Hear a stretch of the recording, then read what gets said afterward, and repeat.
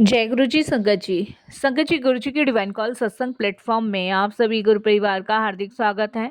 शुक्राना गुरु जी महाराज का कि उन्होंने मुझे ये सेवा दी कि मैं आप सभी गुरु परिवार के समीप आके गुरु जी के कल्याण महिमा अनुभव का वर्णन कर पा रही हूँ। अनंतम शुक्राना मेरे गुरु जी महाराज का। संगत जी, आज का जो सत्संग मैं आपके साथ शेयर कर रही हूँ वो सरिता आंटी का सत्संग है। ये बहुत ही प्यारा और ब्लेसिंगफुल सत्संग है। तो मेरी विनती है आप सभी गुरु परिवार से कि आप सत्संग को अंत तक सुने, ध्यान से सुने। संगत जी, सत्संग का मतलब होता है सत्य का संग, और सत्संग की प्राप्ति जब ही होती है जब गुरु कृपा होती है। तो हम सभी बड़े भाग्यशाली हैं कि हम पे गुरु कृपा हुई और हमें सत्संग सुनने का, शेयर करने का सौभाग्य प्राप्त हुआ। तो प्लीज़ साथ संगत जी बिना स्किप किए सत्संग को बड़ी श्रद्धा भाव से अंत तक सुनिएगा। इसके अलावा अगर आप भी अपने सत्संग अनुभव शेयर करना चाहते हैं तो हिंदी में साफ राइटिंग में आप अपना सत्संग लिखकर हमारी जीमेल आईडी पर सेंड कर सकते हैं। हमारी जीमेल आईडी का लिंक आपको डिस्क्रिप्शन बॉक्स में मिल जाएगा। और सत्संग आपको पसंद आए तो आप इसको लाइक कीजिए, चैनल को सब्सक्राइब कीजिए, वीडियो को ज़्यादा से ज़्यादा संगत में शेयर ज़रूर कर दीजिएगा और बेल आइकन दबाना बिल्कुल भी नहीं भूलिएगा। जब भी कोई लेटेस्ट सत्संग आएगा उसका नोटिफिकेशन आपके पास आएगा। तो चलिए संगत जी, चलते हैं सरिता आंटी के सत्संग की ओर। सत्संग शुरू करने से पहले करते हैं गुरु जी का मंत्र जाप। ओम नमः शिवाय, शिव जी सदा सहाय। ओम नमः शिवाय, गुरु जी सदा सहाय। जय गुरु जी संगत जी। संगत जी, सबसे पहले गुरु जी महाराज के चरणों में कोटि कोटि नमन। सारी संगत जी को जय गुरु जी बोलती हूँ। और मैं यही कहती हूँ संगत जी कि गुरुजी की कृपा और गुरुजी का गुणगान अपने आप में बहुत बड़ी ब्लेसिंग्स हैं। मैं बड़ी भाग्यशाली हूँ जो गुरुजी ने मुझे ये मौका दिया कि मैं अपना शुक्राना सत्संग आप सभी के साथ शेयर कर पाऊँ। संगत जी ने तो इतने अवगुण हमारे जीवन में भरे हुए हैं कि हम परमात्मा की महिमा का गुणगान करने लायक भी नहीं हैं। संगत जी, कभी कभी ज़िंदगी इतनी उलझ जाती है कि लगता है कि अब कुछ बचा ही नहीं है। झूठ, धोखा, बीमारी, घर की लड़ाइयाँ और सबसे बड़ा डर, अब कौन है जो संभालेगा।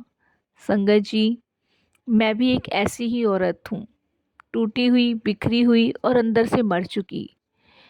लेकिन आज जो मैं अपना सत्संग आपके साथ शेयर कर रही हूँ वो मेरी ज़िंदगी की एक ऐसी सच्चाई है जिसे मैंने झेला है संगत जी, जिसका सामना मैंने किया है। ये सत्संग नहीं है संगत जी, ये मेरी रूह का जख्म है। मेरे शरीर के अंदर इतने जख्म हुए पड़े हैं जिसे मैं आज सत्संग के माध्यम से आपके साथ शेयर कर रही हूँ। और एक बात मैं बताऊँ संगत जी, इन जख्मों को गुरुजी महाराज ने भरा है। यकीनन संगत जी, नहीं मैं तो कब की मर चुकी होती। इतना टूट चुकी थी, इतना बिखर चुकी थी कि यही लगता था कि अब कभी संभल पाऊंगी भी कि नहीं संभल पाऊंगी। क्या कोई मुझे सहारा देगा कि नहीं देगा, कोई मेरे दुख कम करेगा कि नहीं करेगा। क्योंकि संगत जी, जब इंसान टूट जाता है, बिखर जाता है, तो यकीन मानो संगत जी कि वो अंदर तक से मर जाता है। और मेरी आत्मा तो कब की मर चुकी थी। मुझे अगर पुनर्जीवित किया है तो मेरे गुरुजी महाराज ने किया है, जिनके लिए मैं बहुत बहुत उनका शुक्राना करती हूँ, तहे दिल से शुक्राना करती हूँ। संगत जी, ये बात 2008 की है।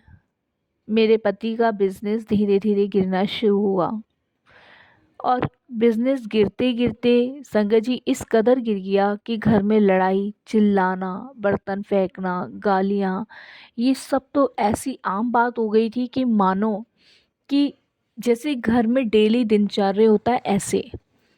हस्बैंड गुस्से में रहते थे, बहुत ज़्यादा गुस्से में। कभी भी संगत जी कुछ भी बुरी चीज़ उन्हें लगती थी तो धे उठा के मार देते थे।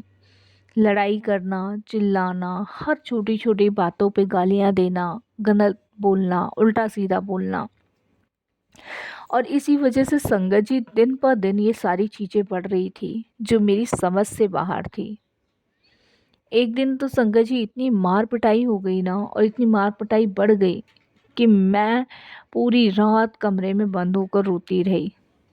और किसी ने भी, संगत जी, उस समय मेरे को ना तो बचाया, ना साथ दिया, ना सास ने, ना ससुर ने, ना देवर, ना देवरानी, ना जेठ, ना जेठानी, किसी ने नहीं। संगत जी, कहते हैं ना कि कमज़ोर इंसान को ना और ज़्यादा दबाया जाता है, और वही कुछ मेरे साथ था। मुझे इस कदर दबाया जा रहा था जैसे कि संगत जी मैं इस घर का हिस्सा ही नहीं हूँ। संगत जी, मेरे को यही लगता था कि अब मैं क्या करूँ, क्या ना करूँ।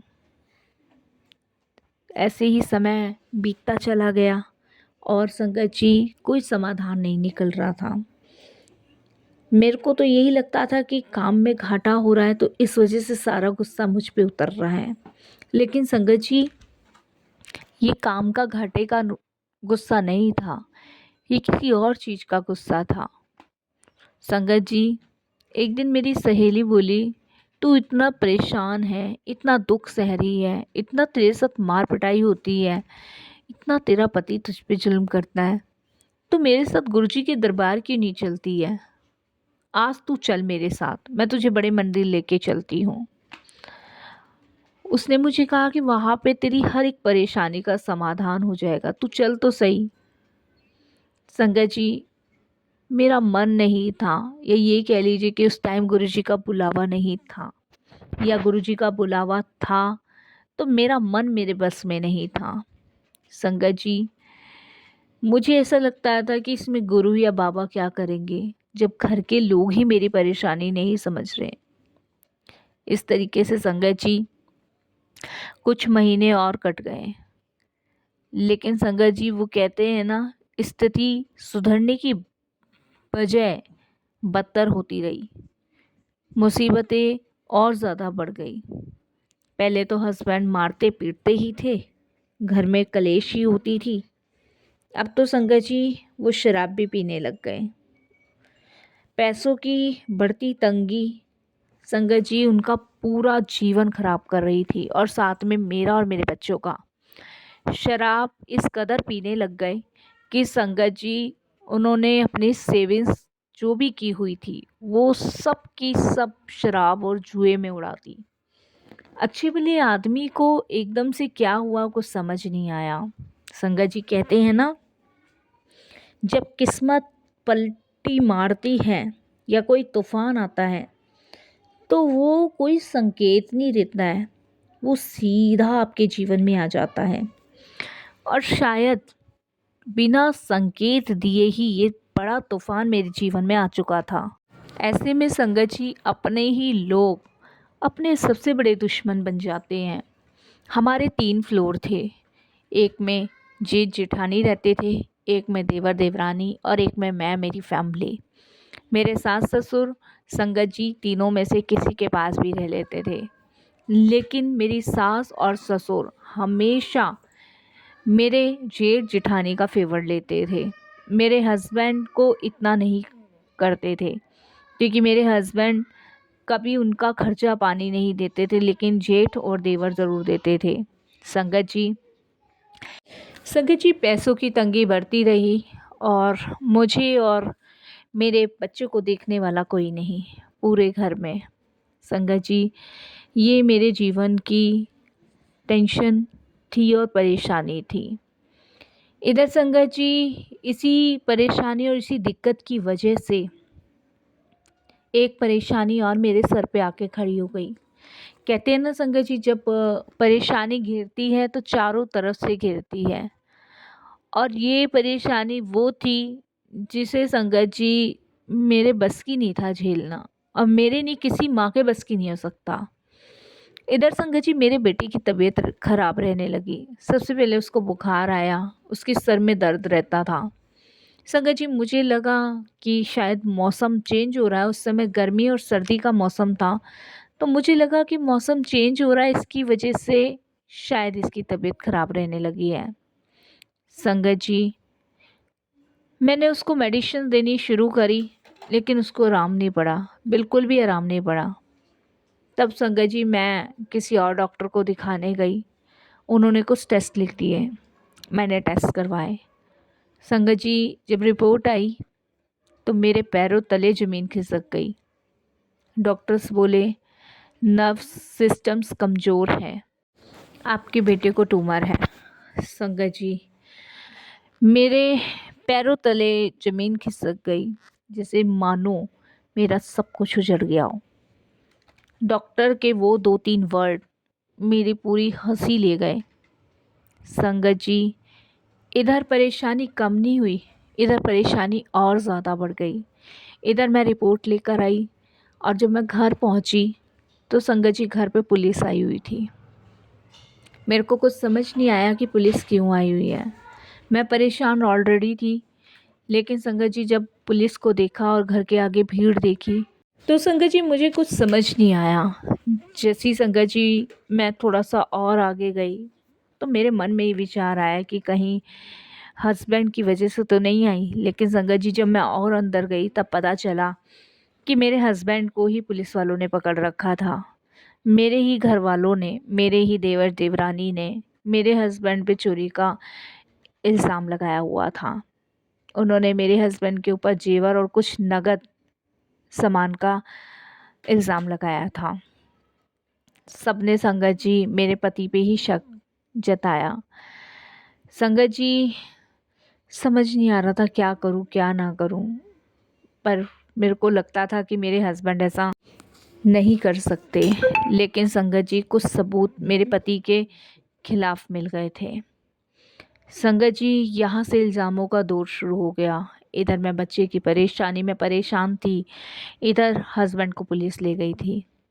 और फिर संगत जी उनको बहुत मारा पीटा और संगत जी मार पिटाई में वो बिल्कुल बेहोश हो गए।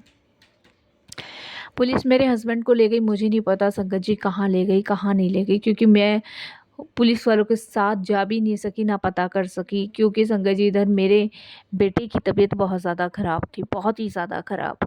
मैं इतनी दुखी इतनी परेशान थी संगत जी उन दिनों, बहुत ज़्यादा दुखी परेशान।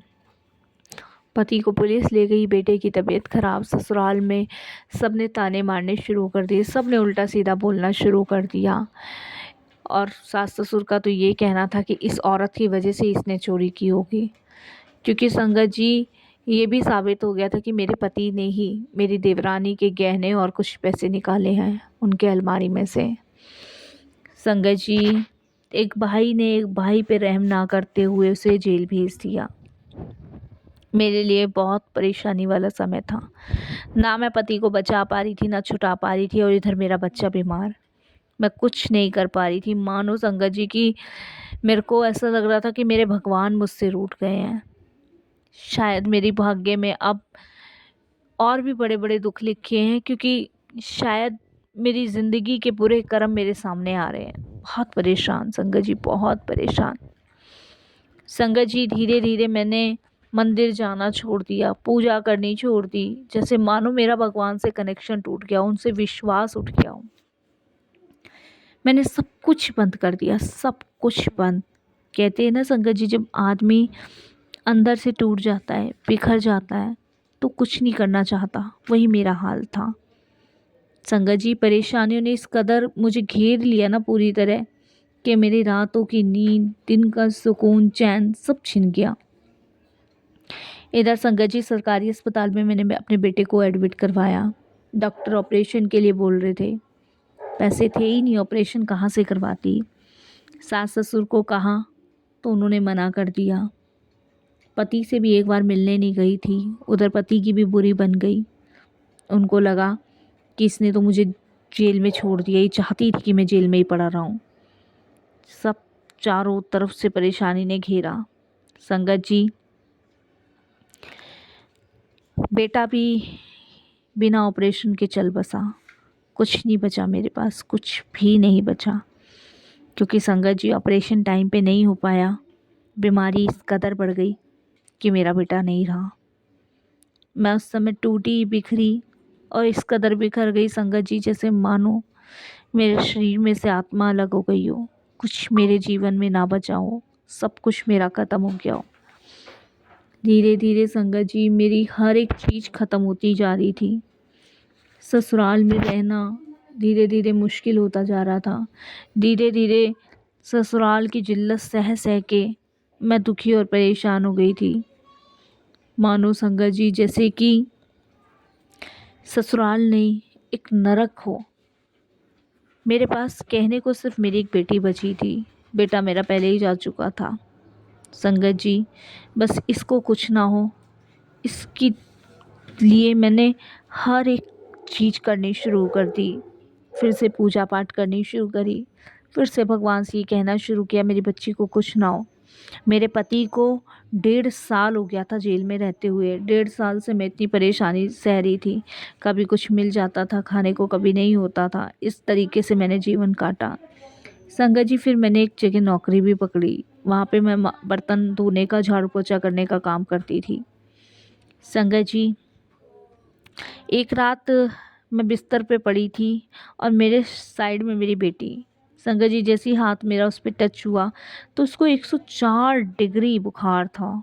उससे सांस नहीं ली जा रही थी। मेरी बच्ची रो रही थी। और संगत जी मैंने जब उसको देखा तो वो बुखार में इस कदर काँप रही थी ना कि मैं आपको बता नहीं सकती।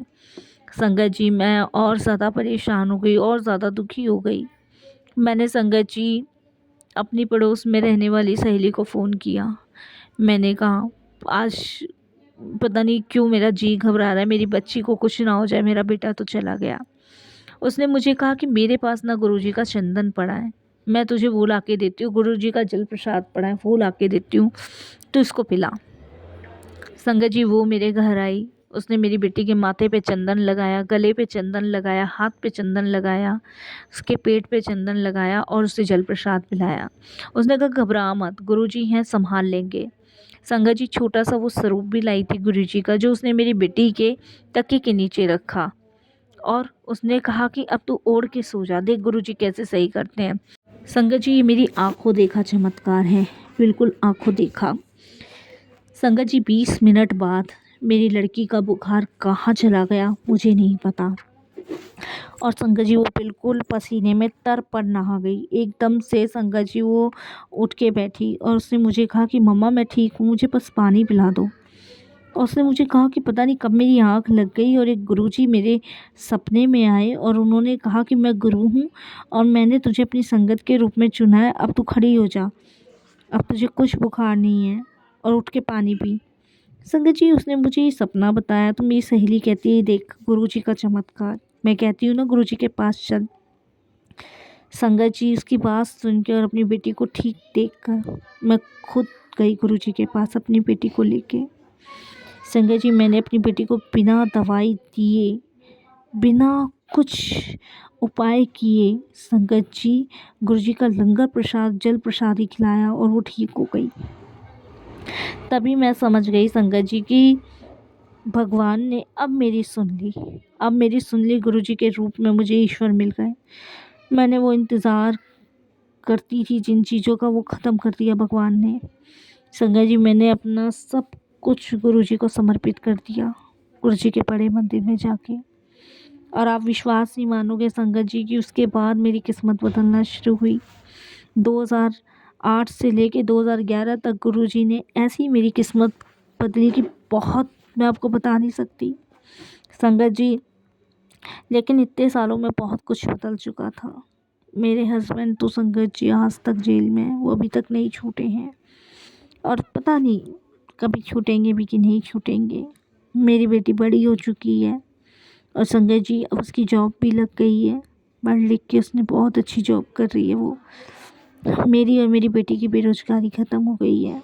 संगत जी जो चोरी का इल्ज़ाम मेरे हस्बैंड पे लगाया था वो आज तक लगा हुआ है और वो लोग वापस नहीं लेते हैं। कितनी बार संगत जी मेरे को मेरे ससुराल वाले निकलने के लिए बोल चुके हैं, लेकिन गुरुजी ने ऐसी हिम्मत ताकत दे रखी है ना कि मुझे वहाँ टिका ही रखा है। बस शुक्राना गुरुजी का, बहुत बहुत शुक्राना। परेशानियाँ आज भी ख़त्म नहीं हुई है, परेशानियाँ हैं, लेकिन इनसे लड़ने की हिम्मत ताकत गुरुजी देते हैं। मैं गुरुजी के पास जब से लेके अब तक जा रही हूँ, लेकिन हर चीज़ में गुरुजी साथ खड़े हैं। बेटी जॉब कर रही है इस समय, मैं गुरुजी की सेवा करती हूँ और सबसे बड़ा गुरुजी का चमत्कार है जीवन में कि मेरी शांति है, सुकून है जीवन में। मुझे याद है एक शाम में लंगर के समय जब मैं मंदिर में बैठी थी ना, तो किसी अनजान अंकल ने आके कहा था, गुरुजी बोले अब तू डर मत, तेरे घर में अब सब कुछ ठीक हो जाएगा, क्योंकि वो खुद आके बैठे हैं। तू रोया ना कर, गुरुजी तेरी सब सुन रहे हैं। संगत जी, क्योंकि वही तो मैंने उस रात सुना था जब मैं मरने वाली थी, जब मेरे पति ने मुझे बहुत बुरी तरह मारा था संगत जी। लेकिन वो गुरुजी की कृपा थी जो मैं बिल्कुल ठीक थी। शुक्राना गुरुजी, शुक्राना। संगत जी, मैं बस यही कहूँगी कि अगर आप किसी भी परेशानी में हो, किसी भी दिक्कत में हो, तो सिर्फ अपने गुरुजी को याद करो और किसी को याद मत करो, क्योंकि गुरुजी ही एक ऐसे हैं जो आपको हर एक परेशानी, हर एक दुख, हर एक बीमारी से बाहर निकाल सकते हैं। शुक्राना गुरुजी, बहुत बहुत शुक्राना। ज़िंदगी में परेशानियाँ अब भी बहुत हैं, लेकिन उन सब से लड़ने की हिम्मत, ताकत गुरुजी दे रहे हैं। इसके लिए बहुत शुक्राना गुरुजी।